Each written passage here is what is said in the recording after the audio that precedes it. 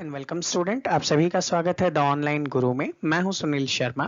और जैसा कि आप लोग पहले सेशन को देख ही चुके हैं और ये समझ ही चुके हैं कि ये जो सेशन है वो इम्पोर्टेंटली आपके राष्ट्रीय मिलिट्री स्कूल या फिर सैनिक स्कूल के क्लास 9th के जो एडमिशन एग्जामिनेशन है उसका बहुत ही इम्पोर्टेंट पार्ट है। और वहां पे आपको पता ही है कि साइंस के बहुत सारे क्वेश्चन आपसे पूछे भी जाते हैं, तो उसकी प्रिपरेशन में ये सेशन आपको बहुत ज़्यादा हेल्प करने वाला है।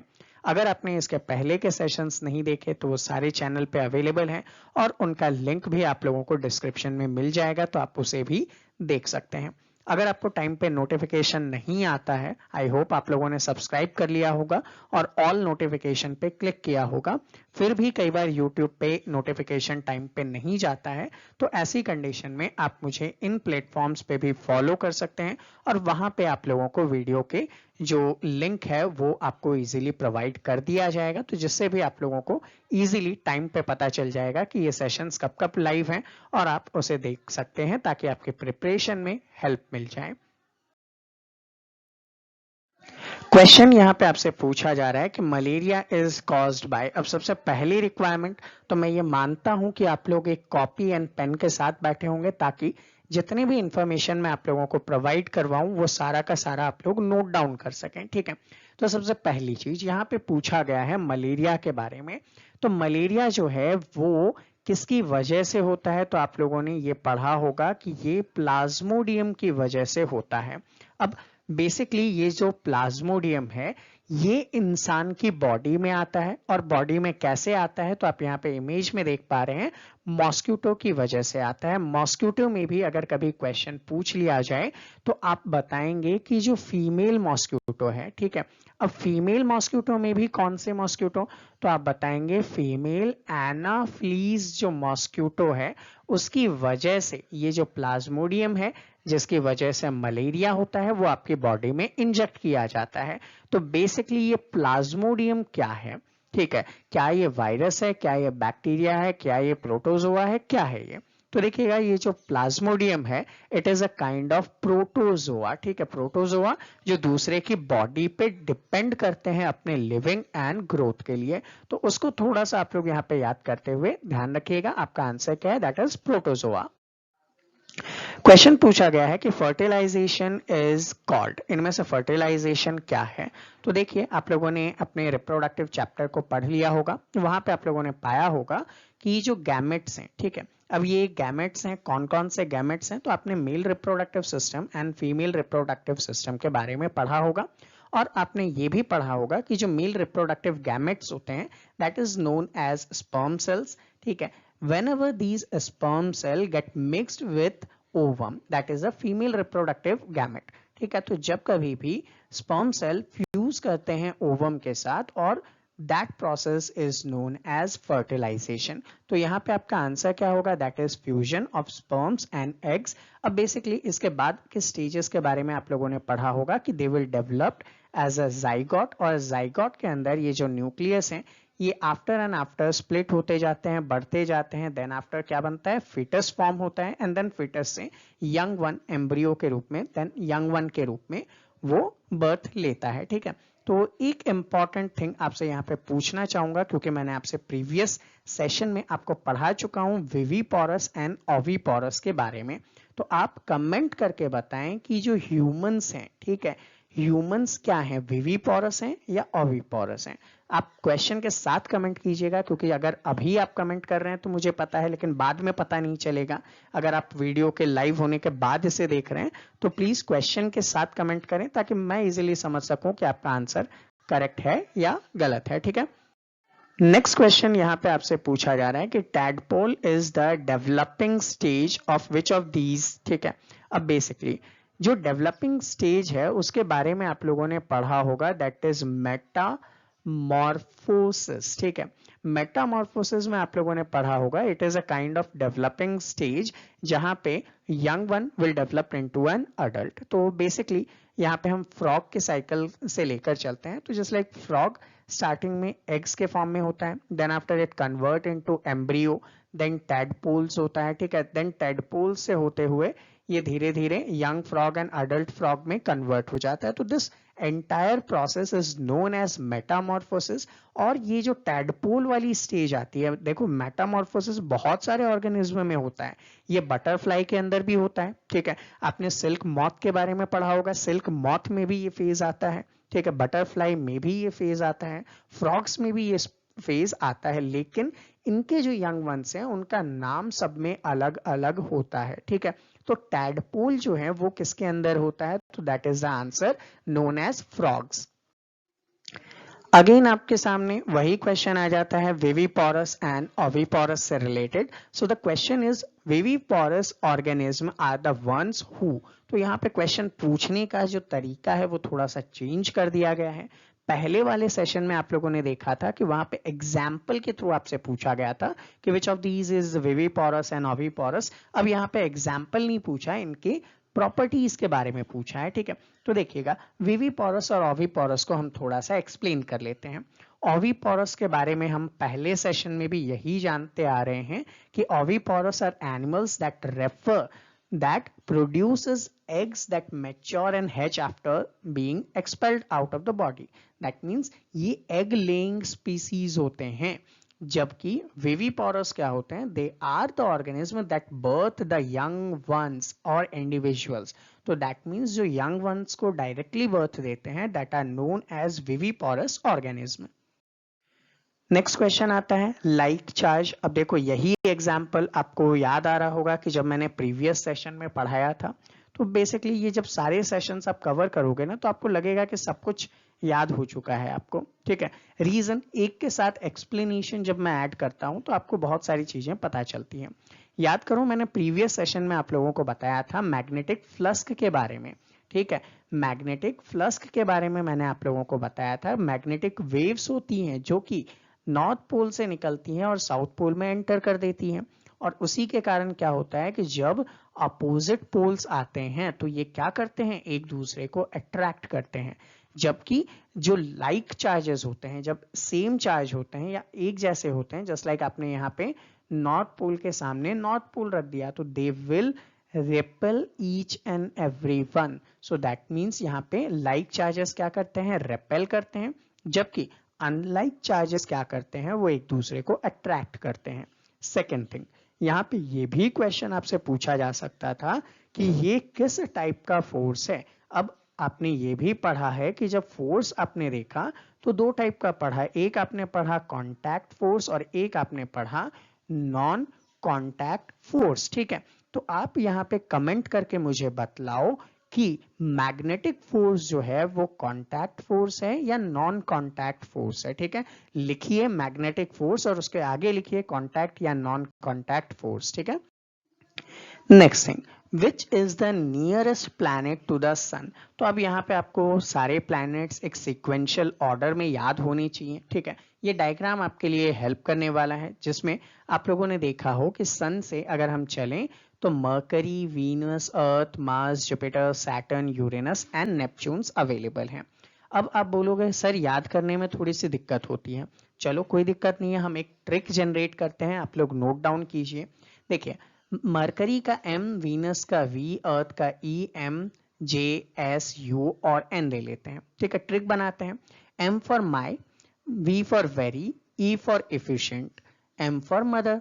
तो माई वेरी इफिशिएंट मदर ने क्या किया, जस्ट सर्व अस नट्स, उन्होंने आपको नट्स खाने को दिए, ठीक है। तो my very efficient mother just serve us nut. इस ट्रिक से आप क्या कर सकते हो, डायरेक्टली सन के स्टार्टिंग से लेकर एंडिंग प्लैनेट तक को सिक्वेंशियल ऑर्डर में बता सकते हो, ठीक है।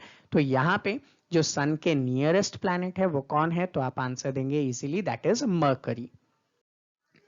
पूछा जा रहा है cutting of trees on a large scale is called, ठीक है। अब बेसिकली यहाँ पे बहुत सारे टर्म हैं जो इंपॉर्टेंट हैं, इन पे घुमा घुमा के आपसे क्वेश्चन पूछे जा सकते हैं। देखो जब बात करेंगे कटिंग ऑफ ट्रीज की, ठीक है, cutting of trees is known as deforestation, ठीक है। Cutting of tree is known as deforestation. अब बात आती है रीफॉरेस्टेशन की और एफॉरेस्टेशन की।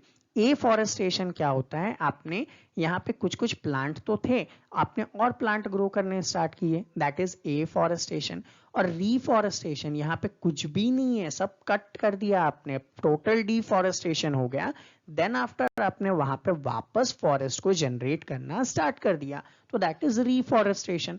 अब यहाँ पे इन पे बार बार रोटेट करते हुए क्वेश्चन पूछे जा सकते हैं। ओके, नेक्स्ट आपसे एक क्वेश्चन पूछा जा रहा है कि प्रोजेक्ट टाइगर जो है वो कब लॉन्च किया गया था। तो बेसिकली ये प्रोजेक्ट टाइगर क्या है, तो आप यहाँ पे बताएंगे कि टाइगर को क्या करना है, हम लोगों को कंजर्व करना है। तो ये टाइगर कंजर्वेशन प्रोग्राम है। यहाँ पे हम लोग क्या करना चाह रहे हैं, टाइगर्स को प्रोटेक्ट करना चाह रहे हैं। अब प्रोटेक्ट करने के लिए हम लोगों ने 1 अप्रैल 1973 को एक प्रोग्राम रखा था, that is known as project tiger. ठीक है, गवर्नमेंट ऑफ इंडिया इस पे वर्क कर रही थी, और उस टाइम पे इंडिया की जो प्राइम मिनिस्टर थी वो कौन थी, इंदिरा गांधी थी। तो ये आप लोगों को याद रखना है। ठीक है, उनके टाइम पीरियड में ये प्रोग्राम स्टार्ट हुआ। और ये जो पर्सन है ये कौन है, जो लायन और टाइगर्स के साथ ऐसे खेलते हुए दिख जाते हैं, ये बहुत ही अच्छे एनवायरमेंटलिस्ट पर्सन है। इनका नाम है कैलाश सांखला। ठीक है, कैलाश सांखला है। इनको हम लोग as a tiger man of India के नाम से भी जानते हैं। ठीक है, रीजन क्योंकि टाइगर्स को प्रोटेक्ट करना, प्रिजर्व करना, उनसे रिलेटेड वर्क में इन्होंने अपना बहुत इंपॉर्टेंट रोल प्ले किया है। Question, the liquid metal at room temperature is, room temperature पे कौन सा ऐसा मेटल है जो कि लिक्विड फॉर्म में या लिक्विड स्टेज में अवेलेबल होता है। तो बेसिकली आपने पढ़ा, ठीक है, आपने पढ़ा मेटल के बारे में, आपने पढ़ा नॉन मेटल के बारे में। मेटल की प्रॉपर्टी आपने क्या क्या पढ़ी, कि ये कैसा होना चाहिए, डक्टाइल होना चाहिए, ये कैसा होना चाहिए, मेलेबल होना चाहिए, ये कैसा होना चाहिए, सोनेरस होना चाहिए। ठीक है, याद आ रहा है ना, आप लोगों ने ये सारी चीजें पढ़ी हैं। तो इनमें से ऐसा मेटल, जो कि आपको पता है मेटल क्या होता है, सॉलिड होता है, तो लेकिन आपसे पूछा जा रहा है लिक्विड स्टेज, तो यहाँ पे आपसे एक्सेप्शन पूछा जा रहा है। ठीक है, और एक्सेप्शन में आपका आंसर क्या हो जाएगा, मरकरी हो जाएगा। रीजन, मरकरी जिसका जो इनिशियल्स हैं Hg, ठीक है, मरकरी को हम सिंबलाइज करते हैं Hg से, जस्ट लाइक आप लोग ऑरम, ठीक है, ऑगस्टस, सिल्वर एंड गोल्ड के लिए यूज करते हैं। ठीक है, सोडियम के लिए आप Na यूज करते हैं, ब्रोमियम के लिए Br यूज करते हैं। ठीक है, ऑक्सीजन के लिए O यूज करते हैं। तो वो सारे क्या हैं, इसके इनिशियल्स हैं। तो Hg क्या है, मरकरी का इनिशियल है, जिसका एटॉमिक नंबर, ठीक है, जिसका क्या एटॉमिक नंबर की अगर मैं आप लोगों से बात करूं तो दैट इज 8080। ठीक है, और मरकरी को हम लोग क्या कहते हैं, तो मरकरी को हम लोग कहते हैं क्विक सिल्वर। रीजन क्या है, सिल्वर की तरह इसकी शाइन है, आप देख रहे हैं, और ये क्विकली फ्लो कर जाता है क्योंकि ये लिक्विड स्टेट में अवेलेबल होता है, तो इसलिए इसको क्विक सिल्वर भी कहते हैं। ठीक है, और ये इसका जो पुराना नाम अगर हम बात करें तो इसका जो पुराना नाम था वो था हाइड्रैरग्रम। ठीक है, ये आप ना याद करें तो भी चलेगा, बस ये याद रख लेना कि इसका इनिशियल Hg होता है, क्विक सिल्वर के नाम से जाना जाता है। ठीक है, और मेटल की प्रॉपर्टीज क्या क्या है। क्वेश्चन पूछा जा रहा है, the metal which can be cut with a knife. ठीक है, मेटल जो कि आप देख रहे थे सोनेरस है, डक्टाइल है, मेलेबल है, लेकिन वो एक नाइफ से कट किया जा सकता है। तो दैट मींस ये भी क्या है, एक एक्सेप्शनल क्वेश्चन आपसे पूछा जा रहा है, और इसी एक्सेप्शनल क्वेश्चन का जो आंसर है वो क्या है, सोडियम एंड पोटेशियम है। ठीक है, ये बहुत ही सॉफ्ट होते हैं, जस्ट लाइक आप चीज देखते हो, ये बहुत ही सॉफ्ट वे में होता है, आप लोग इसे इजीली कट कर सकते हैं। आप लोगों को ये भी पता है कि ये बहुत ही हाईली एक्टिव भी होते हैं, सोडियम एंड पोटेशियम। ठीक है, सोडियम का सिंबल आप लोगों को पता है Na है, और मैंने प्रीवियस सेशन में भी बताया था कि इसका नाम हम लोग क्या देखते हैं, नेट्रियम, इसका लैटिन नेम है, और उसी कारण इसका जो इनिशियल्स हैं वो हम लोग Na से स्टार्ट करते हैं। ठीक है, इसका एटॉमिक नंबर क्या है, तो 11th है इसका एटॉमिक नंबर, बहुत ही सॉफ्ट होता है, जस्ट लाइक इमेज में आप देख पा रहे हैं। जबकि पोटेशियम को हम लोग इनिशियली के लिखते हैं, रीजन क्या है, केलियम है। ठीक है, करेक्ट स्पेलिंग आप लोग नीचे कमेंट में लिखकर बताओ। इसका एटॉमिक नंबर क्या है, 19 है, और ये दोनों हाईली एक्टिव मेटल भी हैं, तो वो भी आप लोग याद रखेंगे। ठीक है, तो इस क्वेश्चन का आंसर क्या है? Sodium and potassium. Question is the hearing range of human ear is. ठीक है, अब बेसिकली आप लोगों को पता है कि हम लोग वेरियस काइंड ऑफ साउंड को सुन सकते हैं।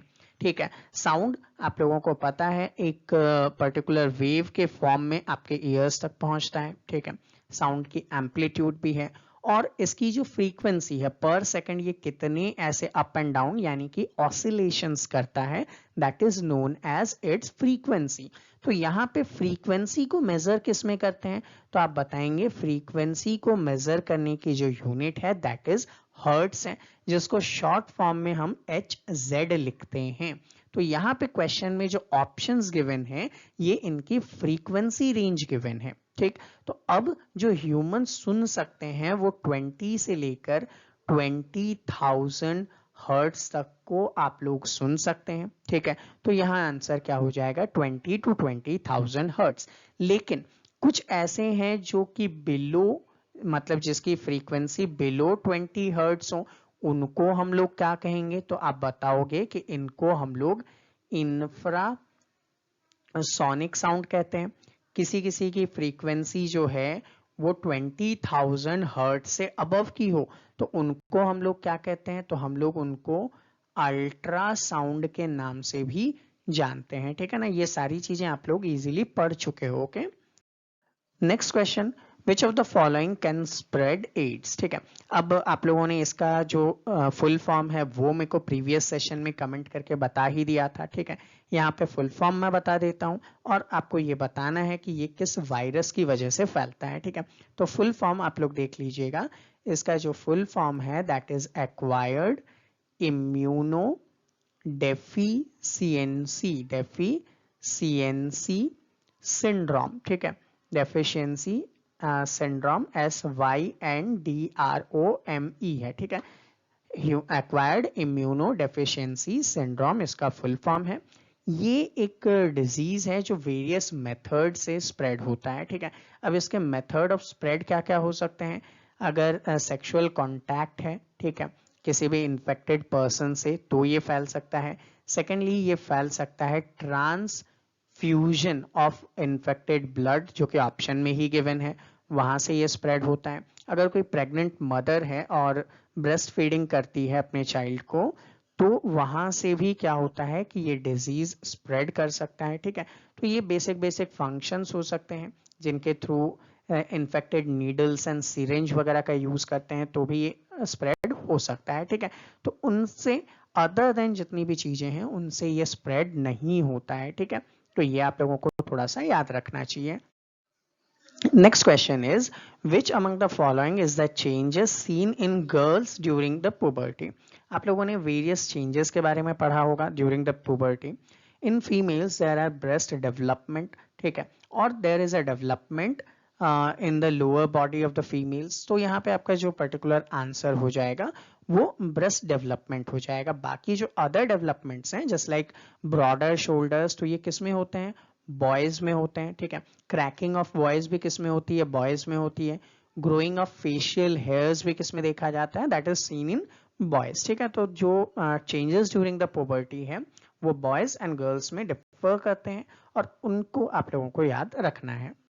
नेक्स्ट क्वेश्चन इज, यहाँ पे दो स्टेटमेंट दिए हैं और आपको बताना है इनमें से कौन सा करेक्ट है। ठीक है, तो statement number 1 is sweat gland, salivary gland and oil gland do not release their secretion directly into the blood। ठीक है, अब आपने देखा हो ये जो स्वेट ग्लैंड है इसी का एग्जांपल ले लेते हैं। अगर ये ही गलत हुआ तो बाकी भी गलत होंगे, ये सही है तो बाकी भी सही होंगे।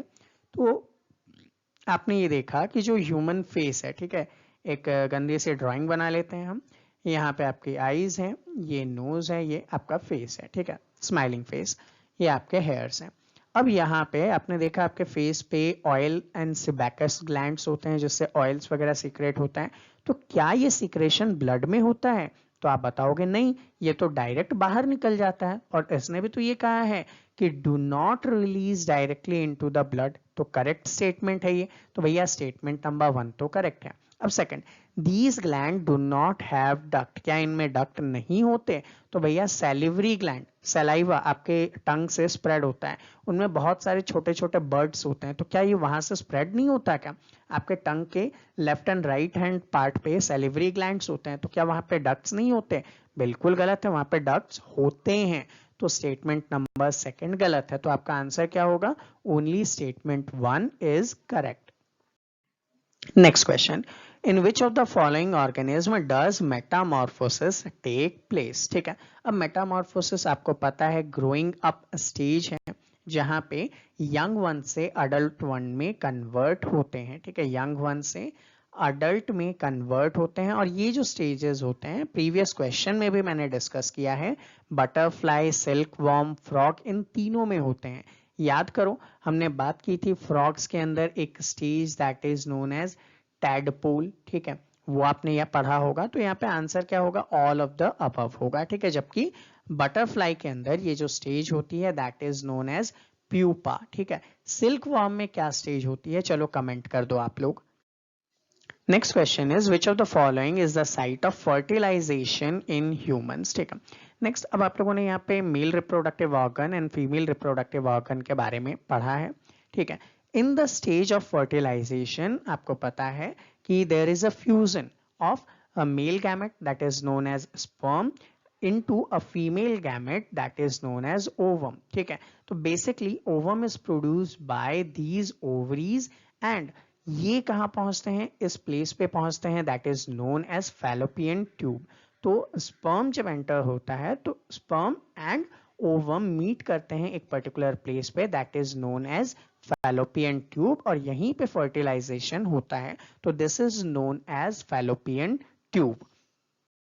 Next question, which of the following is not a postulate of cell theory? ठीक है, तो सबसे पहले आप ये समझें कि भैया सेल थ्योरी क्या है। तो बेसिकली जब सेल को डिस्कवर किया गया, ठीक है, सेल को डिस्कवर करने के बारे में ही आप क्या करोगे? उसके बारे में प्रेडिक्ट करोगे। तो सेल को डिस्कवर करने के बाद हमने सेल थ्योरी जनरेट की। अब ये सेल थ्योरी किस किस ने जनरेट की? तो आप बताएंगे 1830s के अंदर एक पर्सन थे जो कि थे स्लाइडन। ठीक है, LEIDEN स्लाइडन, और एक पर्सन थे दैट इज नोन एज स्वान। ठीक है, इनका पूरा नाम अगर मैं बताऊं तो मैथियस स्लाइडन और टेड्रोर स्वान था। तो बेसिकली आप स्लाइडन एंड स्वान याद करो, बुक में भी आपके इतना ही है। इन लोगों ने सेल को फर्दर स्टडी किया, और स्टडी करने के बाद उसके बेसिक फीचर्स बताए, that is known as the postulate. तो आपसे पूछा नॉट अ पोस्टुलेट, तो देखो सेल में क्या क्या होता है आपने ये पढ़ा, बेसिक यूनिट ऑफ लाइफ, तो भैया ये तो करेक्ट है। प्री एग्जिस्टिंग सेल से ही नया सेल डेवलप्ड होता है, ये भी करेक्ट है। सब में कंपाउंड स्ट्रक्चर जो ऑर्गेनिज्म है वो कंपोज्ड ऑफ सेल है, ये भी करेक्ट है। All living cell has cell wall, ये वाली लाइन बिल्कुल गलत है। क्यों गलत है? क्योंकि सेल वॉल किस किस के अंदर होता है? ओनली प्लांट्स के अंदर होता है। ठीक है, तो फंगल के अंदर होता है। ठीक है, प्लांट के अंदर बोल सकते हैं आप, और किसके अंदर बोल सकते हैं? फंगाई के अंदर बोल सकते हैं। ठीक है, और किसके अंदर बोल सकते हैं? आप बोल सकते हैं बैक्टीरिया के अंदर। केवल और केवल इनमें ही सेल वॉल होता है, ह्यूमंस में तो सेल वॉल नहीं होता। तो ये स्टेटमेंट क्या है? पोस्टुलेट के अकॉर्डिंग रॉन्ग स्टेटमेंट है। Question is, birds that travel along distances to overcome harsh conditions are known as। तो आपने देखा होगा कि बहुत सारे birds हैं जो एक कंट्री से दूसरे कंट्री में ट्रैवल करते हैं। रीजन क्या है? एक छोटा सा मैप बनाने की कोशिश करता हूं मैं। ये वाला जो पर्टिकुलर रीजन है इंडिया है, ये पास के रीजन हो गए, ये चाइना वगैरह हो गया, ये रशिया वगैरह हो गया। तो ये सपोज कर लो ये अपना मैप है एशिया कॉन्टिनेंट का। ठीक है, यहीं पे यूरोप आ जाएगा। ठीक है, देन यहाँ पे आप देखेंगे ऑस्ट्रेलिया है अपने पास। ठीक है, नॉर्थ अमेरिका, साउथ अमेरिका अपने पास। तो ये ग्लोब का एक आउटलाइन है। तो आपने देखा कि ऐसे जो बर्ड जो इधर साइबेरियन रीजन में रहते हैं, यहाँ पे तो बहुत कोल्ड होता है, ऑलवेज स्नोफॉल होती है। तो ऐसे में बचने के लिए ये लोग ट्रैवल करते हुए इंडिया में भी आ जाते हैं। ठीक है, तो ऐसे बर्ड्स को हम लोग माइग्रेटरी बर्ड के नाम से जानते हैं। ठीक है, कुछ कुछ एग्जाम्पल्स आप लोगों ने पढ़ रखे हैं, ठीक है, इन बर्ड्स के, जिनमें साइबेरियन क्रेन के बारे में आप लोगों ने बहुत ही इंपॉर्टेंटली पढ़ा हुआ है। ठीक है, तो Siberian crane could be the example. पूछा जा रहा है री establishment of forest on a land that was cleared for commercial purpose. याद करो मैंने आपको डिफॉरेस्टेशन, फॉरेस्टेशन और रीफॉरेस्टेशन, एफॉरेस्टेशन के बारे में बताया था। तो जब कभी भी क्लियर ग्राउंड के ऊपर अगेन स्टैब्लिशमेंट होता है तो that is known as reforestation, ठीक है। जबकि डिफॉरेस्टेशन का मतलब क्या होता है, cut down of the trees, ठीक है। कट डाउन ट्रीज क्या होता है, डिफॉरेस्टेशन बिल्कुल गलत है, हमें नहीं करना चाहिए। फॉरेस्टेशन किसी भी पर्टिकुलर लैंड पे क्या करना है, आपको ट्री प्लांट करना है, ठीक है, वो हो जाएगा। तो इन चीजों को आप लोग याद रखिएगा। Next question is the process of conversion of fertile land into a desert is known as. एक फर्टाइल लैंड था जहां पे फर्टिलिटी बहुत अच्छी थी, रीजन वहां पे न्यूट्रिएंट NP के अवेलेबल था। आप लोगों ने माइक्रो एंड मैक्रो न्यूट्रिएंट के बारे में पढ़ा है, ठीक है। तो ये जो न्यूट्रिएंट है इनके अवेलेबिलिटी से लैंड क्या होता है, फर्टाइल होता है। You can grow any kind of crop there according to the situation of climate. तो आप लोग वहां पे बहुत सारे पर्टिकुलर एग्रीकल्चरल वर्क कर सकते हो। तो ऐसे फर्टाइल लैंड जब डेजर्ट में कन्वर्ट हो जाए तो उसके लिए रिस्पॉन्सिबल फैक्टर क्या होता है, तो that is known as desertification, ठीक है। अब ड्रॉट क्या होता है, जब पानी की कमी हो जाए, बारिश ही नहीं हो रही और उसी के कारण जब क्रॉप खत्म हो जाए तो that is known as famine. जबकि एसिड रेन आपको पता है पॉल्यूशन के कारण जो नाइट्रस ऑक्साइड है और सल्फर डाइऑक्साइड है, जिसको आप लोग नॉक्स और सॉक्स के नाम से जानते हो, nitrous oxide and sulphuric oxide, इनकी वजह से क्या होता है, नाइट्रिक एसिड और सल्फ्यूरिक एसिड मिलकर एसिड रेन करते हैं। तो वो एक अलग कॉन्सेप्ट है। तो इन सभी कॉन्सेप्ट को आप लोग ध्यान रखते हुए फिर ऑप्शंस में टिक आउट कीजिएगा। तो स्टूडेंट ये था हमारा आज का सेशन।